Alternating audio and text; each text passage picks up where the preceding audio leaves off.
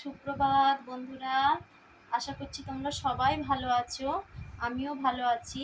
তো আজ রবিবার, তো আমি কোনোদিনও এর আগে কখনো ভিডিও বানাইনি, আজকে প্রথম ভিডিওটা বানাচ্ছি।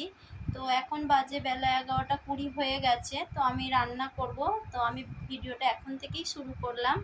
তো যেহেতু আমি কখনো ভিডিও বানাইনি, যদি কিছু ভুল হয়ে থাকে তো প্লিজ তোমরা কিছু মনে করো না। তো আমি এখন রান্না করতে যাব।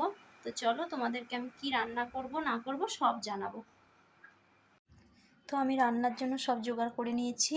তো আমার এখানে উচ্ছে ভাজাটা হয়ে গেছে, আর এই দেখো ভাত তো হয়ে গেছে।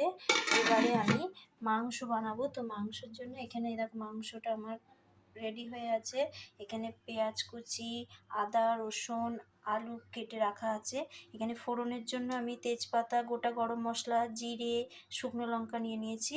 তো এখন আমি মাংসটা বানাবো। তো চলো, মাংসটার জন্য আলুগুলো ভেজে নেব।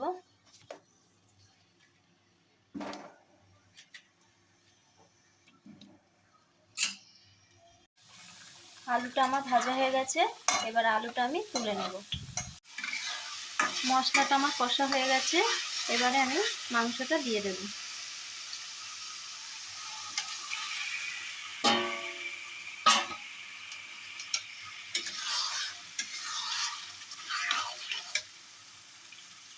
মাংসটা এবার কষা হয়ে গেছে, এবারে মাংসতে আমি জল দিয়ে দেবো।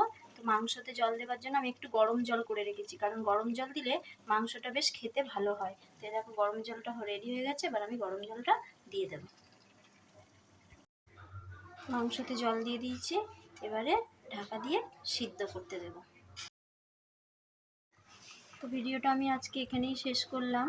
তো আমার এই ভিডিওটা যদি ভালো লাগে প্লিজ একটা লাইক, কমেন্ট আর আমার চ্যানেলটিকে সাবস্ক্রাইব করে দেবেন।